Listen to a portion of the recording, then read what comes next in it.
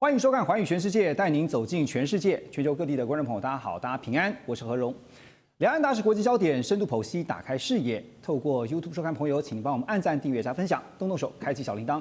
也欢迎您告诉我们在哪个城市打卡收看。当然，欢迎大家多多的发表您的看法。好，来欢迎今天3位来宾。首先是前大使、资深外交官邱文基大使，何荣好，各位朋友大家好。另外是新北市议员林秉佑，秉佑好。大家好。还有美国共和党前亚太区主席方安格 ，Ross 好。大家好。好，这个礼拜呢，在国际上重头戏绝对是在联合国的大会上。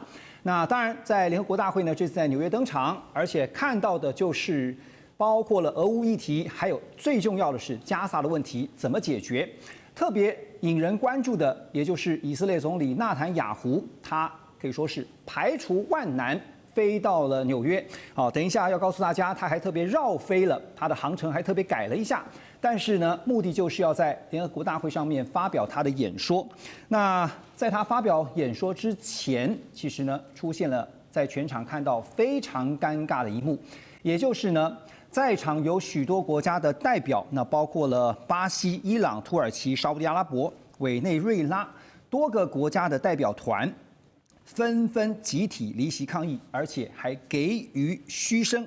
伊朗代表团甚至在座位上放置了加沙地区受害儿童的照片，说要用最沉默、最震撼的方式谴责以色列在加沙不断在进行到现在还没停止的军事行动。我给大家看一张这个图片呢，一目了然。这个是纳坦雅胡在现场发表演说，你可以看到在台下各国的代表，这真的是从位置上面看到人数是寥寥可数啊，因为呢，很多国家的代表呢已经离席，而且是报以嘘声。好，但是呢，纳坦雅胡仍然不为所动，他照样讲他的，他发表他的演说，他强硬的宣称说，以色列的军事行动只是在反击，而且还强调呢，以色列绝对不会承认巴勒斯坦国，更说哈马斯如果不放人质的话，就会追杀哈马斯到底，到剿灭他们为止。同时，他还批评了国际社会谴责以色列的行为根本是一个反犹太的谎言啊。那么，以色列真的是在反击吗？我们来看一个最新数据，从2023年10月以来，现在最新的数字是至少已经有65000名巴勒斯坦人丧生，而其中呢，有高达70%是手无寸铁的老弱妇孺。那么，就连联合国的独立调查都首次认定说以色列在加沙地区犯下了种族灭绝的罪行。好，所以呢，特别英国医学期刊揭露了一个非常骇人的细节：人道救援医护人员表示，现在在当地看到的这些伤势是最严重的状况。超过2/3的相关伤口都是爆炸所导致的。另外，伤害当中呢，出现3度或4度烧伤的比率异常的高，烧伤甚至升级了肌肉跟骨头。有医护人员甚至形容在急诊的地方是骇人至极啊！很多的病患四肢都只靠小面积的皮肤来连接，脑部跟内脏外露变成了急诊的日常。好，那这张图表给大家来看一下。这次刚才特别说了，纳坦雅胡他排除万难，就是要到联合国大会去发表他的演说。可是呢，这是他的航机图，蓝色的是他原本呢要飞的路线，但这次呢，他走的是红色的路线，特别绕过了像是意大利，还有包括像是法国。为什么呢？因为国际刑事法院 ICC 已经对纳坦雅胡发出了逮捕令啊。联合国的调查更认定是以色列，刚才特别提到了犯下了种族灭绝的罪行，所以我想先请教这个大使，以色列现在说他们发动军事行动，纯粹是反击，怎么看？这个是当然以色列一方面的说法，内塔尼亚胡政府他一贯都是这样的说法，而且他对于整个这个国际社会传递给他的这些讯息他都是非常强硬的对待。那事实上的话，在这次开会以前，这个英国啊、加拿大啊、澳洲啊几个国家说我们在联合国大会要承认巴勒斯坦国，那内塔尼亚胡就立刻召开全球的，他就有这国际记者会。他说：“你们这样做的话，你们如果这样做的话，我会增加我们在约旦河西西岸的犹太人诚恳区要成倍的增加，而且绝对不会同意这个所谓的这个巴勒斯坦国这个成立。是，所以我想他的立场非常紧，而且他还说，他说我要去美国访问，等我从美国访问，我会然后访问回来，我会告诉你们我们我会采取什么措施，你们都给我等着瞧。所以非常的强硬。那当然这是内塔尼亚胡他的立场跟态度了，他对他自己的行为他就是这样子的认定了。可是国际社会不这样认定。那这次是联合国的，他有一个专案，他有一个小组 Special Rapporteur 是专家做了一个长时间的调研以后，就认定他有种族灭绝。那这个种族灭绝是联合国的机构，这个是指派的专人去研究调查以后做出来的这个一个结论。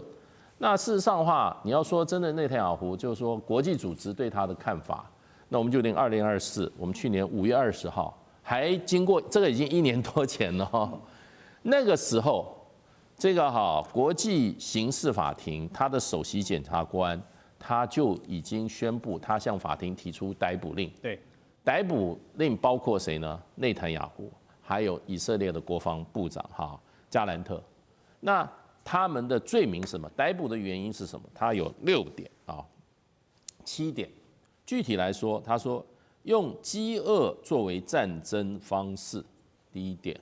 第二点，他说故意杀害平民。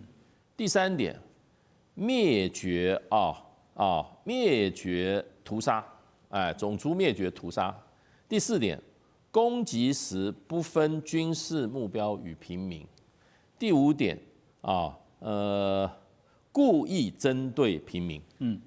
那第6点，它有迫害。第7点，其他不人道行为。所以这个就是一个国际组织一个司法单位有公信力的国际司法机构他们做了调查，由法律单位做的调查以后，而且是去年就做了这样结论。那今年联合国又做出类似甚至完全同样的一个结论。所以只能说，就是内塔尼亚胡的这个作为是长期这样子如此的作为，而且包括去年其实他也在联合国大会发表演说他特别也强调说，以色列是被攻击，就一开始10月7号这洪水行动被攻击的那一方。可是呢，是不是也该够了？就是到了一个时间点了，内塔尼亚胡的做法 ，Russ 认同吗？从战争开始之后，就是在2023年10月7号，哈马斯攻打以色列之后，内塔尼亚胡政府的政策非常非常清楚，而且不会因为国际批评或什么联合国调查委员会，甚至国际刑事法庭的动作而改变他的政策。政策是很简单，要铲除哈马斯。不会让哈马斯继续在加沙存在，而造成以色列国家安全的问题。所以真的不管国际批评怎么样，不管这些欧洲其他国家承认巴勒斯坦国，还是不会改变内塔尼亚胡的。Russ， 我问一个根本的问题你说铲除哈马斯就是也是内塔尼亚胡不断坚持的就是要灭尽，对，灭得尽吗？会。那全部灭得掉？会，那要看。那当然，以色列可能那个时候认为这个战争不会持续这么久，他们可能认为我们的武器跟能力、人数等等，就可以在短短几个月、1年之内就结束了。他们应该没有想到会持续这么久。我这样问，但是他们还是会坚持，会继续。那如果哈马斯真的不投降的话，那以色列就会继续到。我会这样问的是，因为哈马斯也许并不代表人或团体而已，它可能代表的是一种想法、信念这个除得掉吗？要看这个问题是常常用英文说是 day after， 那就是战争结束之后，加沙走廊会有什么样的执政机构？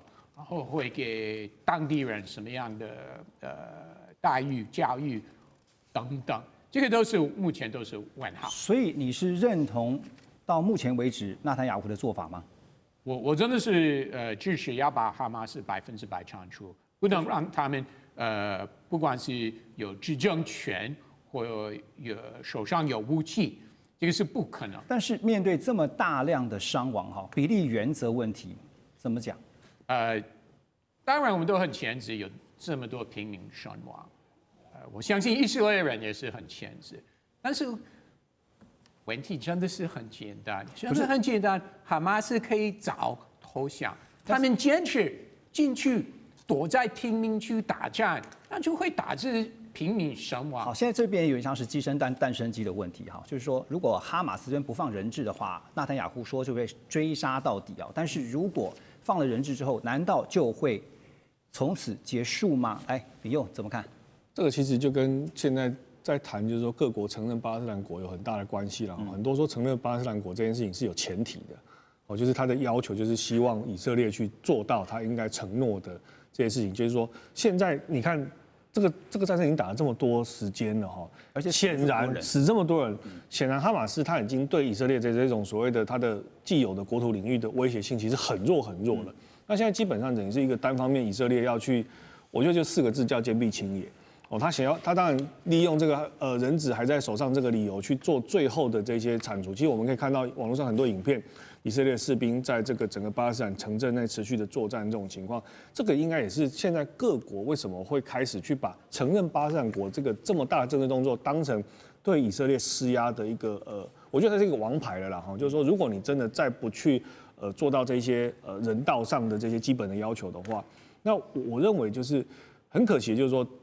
我觉得纳坦雅胡是正在扛得住这个压力，他还是希望就是说我第一个人质是他表面上的借口，可是后面他到底要做到什么程度，现在我们是搞不清楚的。你觉得他扛得住这个压力？他背后是因为有美国的关系吗？我觉得不这么单纯，因为我觉得这个是可能是他牵涉到有点第一个他的国内的一派势力是非常坚定的支持他，即便现在美国不支持他，我觉得对他影响已经不大的原因是因为他现在所执行的这个所谓的战斗的需求，并不需要美国大规模的说我给你军事的援助。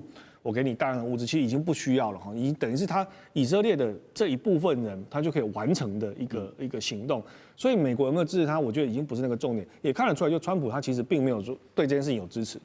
他当然在某些事情上，可能譬如说在这个后面以色列有去空袭卡达这事情上，他可能不置可否啊，但是。川普对他的态度也显然就是我不太接受以色列继续这样的行动。好，你提到这个哈，就是真的，连川普呢，在公开场合他也说他也受不了了哈，当然他直接喊出说已经够了，我不会允许以色列并吞约旦河西岸，现在是时候该停止了哈。那透过这张图，你可以看到的就是呢，这是整个以色列哈，我们把这个缩小一给大家看哈，这就是约旦河，约旦河西岸。现在是法塔政权，然后哈马斯在这边是加萨走廊。目前呢，在加萨走廊以外的哈，这边的海域是被以色列整个封锁的。好，那另外呢，你可以看到这是整个以色列全境的图。哈，现在呢，就是说呢，纳坦雅胡他的计划呢，不只是针对加萨地区，他现在连约旦河西岸，就是目前巴勒斯坦的合法政权所在的地方。他也希望把它拿下来，所以刚刚大使有特别提到说，他威胁说要增加更多的屯垦区哈。可是我要问的就是说，美国总统川普他已经说了，好，该是时候停止了，就在画红线嘛。大使觉得？当然啦，因为美国事实上对这个内塔尼亚胡他开的支票也不可能完全的哈，是一张空台支票。因为事实上美国的国内的反弹的声音也越来越大。是，那虽然就是说犹太的这个资金哈，就是说犹太人的资金在美国的竞选里面是一个很重要的一个关键性的因素。那所有美国的这个政治人物要透过选举啊取得政治权利的话，他必须要考量他的资金这块。我完全不接受这个说法。我身为美国犹太裔的，我真的觉得这个是一个为什么？这是一个刻板印象。很多国际新闻会这样说。我举个例子给你听。犹太人在美国，犹太人口那么小，我跟你讲，我跟你讲个例子哈，可能 Ross 也不清楚哈。美国国会卖的这一个哈，这个国会的这个联邦议会的议员的这个名册哈，事实上的话，所有犹太裔的议员啊，他都打星，也就是他告诉你这是犹太裔的议员，所以他的比例是超过一般美国其他族裔哈。在美国政治上的代表性，所以这个国会议员他本身的代表性就他的很多的这个人数就很多，但是然后以色列有还有部分的犹太裔国会议员是很强烈的反对内塔尼亚胡。你指名那我好了请教一下你说谁？ Bernie Sanders。占多少？占比例多少 Bernie Sanders 有没有超过非常有名的参议员，有没有超过犹太裔反对啊？你如果超过50%，你就超，就你要有意义的话，你要超过10%我想大使的意思是这个少数你拿出来用没有不代表没有代表性啊。犹太裔在美国不管是政治或是金融方面的影响力确实很大。Russ 的讲法是违反所有了解美国政治人的讲法。那 Russ 怎么可能？我是美国人，我也是政治专家，我也是犹太裔。你的讲法对我们对美国的政治了解 Russ， 那我现在先不符合我大家的认知啊。现在大家都提到两国方案，为什么美国以色列当然就知道他是绝对反对的哈，他反对巴勒斯坦国，但是国际上大家都觉得两国方案是没有办法中的办法了，为什么美国反对？首先提醒大家，美国犹太裔，包含我，大概70%左右是支持两国方案。所以美国犹太裔一直以来没有以色列人那么有，那为什么比较不动呢偏左了？但是问题是，Russ， 你刚才讲法我有一点很意外。你说支持把哈马斯全部杀光哈，可是我觉得你应该要有一个前提，就是说不能不择手段。你赞成不择手段达到这个目的吗？我觉得你要把平民也杀光吗？我觉得我们如果所有的今天在约旦河西岸的所有200万的这个平民哈，都会因为你们要杀光所有的哈马斯啊，也一起被杀光，你赞成吗？我觉得这个，我觉得这个东西你要讲手段呐。现在问题就出在他手段不好啊，对不对？你要去杀光这一小城，可是你要把其他人一起杀光，或是你觉得合适吗？我觉得重点，我觉得重点是哈马斯不是你要杀哈马斯，可是你要用什么手段？你要了解哈马斯的手段，不要把责任推给哈马斯也没有要把以色列杀光啊。哈马斯的官方立场一直以来是要把以色列杀光。那你们现在以色列的官方立场也是要把他们的章程是包含要把你现在你的以色列立场也是要把哈马斯杀光嘛？问题是哈马斯一直以来谁先要杀谁，我们可以照历史中找出去。不过既然就是一个手段的问题，我觉得我们要把手段要讲清楚，才有没有正义性。Russ， 那我问一下，现在讲到了手段哈，就是说你的目的就是要剿灭哈马斯，你的手段就是不惜任何代价。所以现在我们看到已经伤亡至少65000，那其中有70%是老弱妇孺。所以一个根本的问题就是我刚刚特别问到了，你剿得尽吗？就是你完全能够把他们消灭掉，消灭到完全 zero， 这是第一个。第二个，你的比例原则之前发动了恐怖攻击的行动是事实。可是后来的报复，后来的包括哈马斯剿灭他们，65000人，这个比例原则合理吗？首先回答你第一个问题，不是我们这边能够决定，所以我的意思是说，我们可以批评内塔尼亚胡，国际社会批评他，美国也可以批评他，但是他的政治，包含他的执政联盟，这么多政党都在里面，还有以色列的中间派，假设他政权垮掉，中间派上来执政，其实他们对这个战争的正视是一模一样的，所以很明显，以色列人目前是支持要100%铲除哈马斯。好，那你觉得川普说够了，对于纳坦雅胡有没有效果？我觉得这个是好多人很误会。我觉得川普的意思是，我不支持以色列法律上并吞西岸区，但是他没有反对以色列扩大土坑区的住宅区，犹太人的住宅区。真的，这个有一个区别。为什么你会这样觉得？什么意思？我的意思是说，法律上是他不支持，他不支持并吞，决定川普不支持 annexation， 他不支持法律上的并吞。但是他没有说他反对以色列扩大这些住宅区。这些 settlements 真的是不一样。好，所以最后一个问题，在联合国的这些表决上面，现在看到就只有美国，当然以色列就不用讲了。只要美国反对这个中东的战事，就没有办法结束的一天，你同意吗？川普会继续支持以色列的军事行动，所以他们会继续支持。所以我说美国会一直投反对票，不是吗？美国在联合国会继续支持以色列就对了，会。那到什么时候会有一个 ending？ 你觉得？就是哈马斯 surrender 投降的时候，就会有一个 ending。这个又回到一个，这有点困。Russ， 我有一个问题要问，这个其实是为什么美国人为什么只有全世界就是美国特别支持以色列是什么原因啊？哦，我们知道美国支持以色列，其实都很多的支持是来自美国福音派选民，是非常支持以色列，对不对？而且福音派是投给共和党，投给川普，非常支持川普。那就川普就要回应他的支持者。不是因为少数犹太人好，美国犹太裔好不好？真的是因为福音派的影响。欧美也是同样是这个基督教系统，为什么但是英国跟美国他们不是福音派，真的是不一样。OK， 所以你说就是因为福音派支持以色列，所以美国才全部支持。是的，对啊。那福音派在美国占多少人数占多少？至少是30%以上，但是在川普的这个基本票仓真的是占很多，而且他们对这些议题，就是他们的想法是越来越坚定。什么意思呢？就是以前很多美国人我们会认为不要把宗教带进来公共政治，但是在川普保守派执政的时候，这些福音派的影响力。不过我有一个问题就是说哈，那美国事实上，拜登的时候他也支持以色列啊，他的支持者不是福音派吧？但是他对内塔尼亚胡的支持者没有川普那么坚定。可是他有他在联合国有投过反对票吗？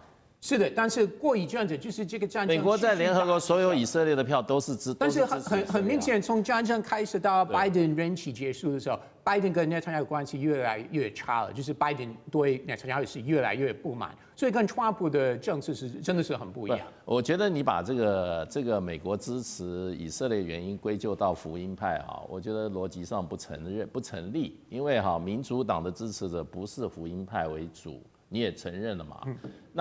那民主党在当政的时候，他也是支持以色列啊。但是我刚他从来没有说在联合国。但是拜登，所以我就说你讲的说是因为是福音派支持以色列，所以美国才支持以色列。我觉得你这个结论不符合逻辑。跟信仰我们要看跟信仰无关，我们要看金融的影响力。对，所以结论我就是说，以色列的犹太人对美国的政治的影响力，你不要把它归结成福音派。好，不过刚刚 Russ 你刚刚有一个结论，就是说哈马斯必须要完全被消灭了，这件事情才会有终止。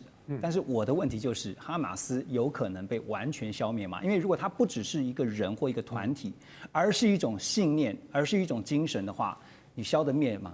等一下回来呢，我们要继续聊的是说这个事情，就是以色列在中东地区，现在整个中东局势呢，也引发了整个中东局势地区的战略的改变。我们稍后一下，马上回来。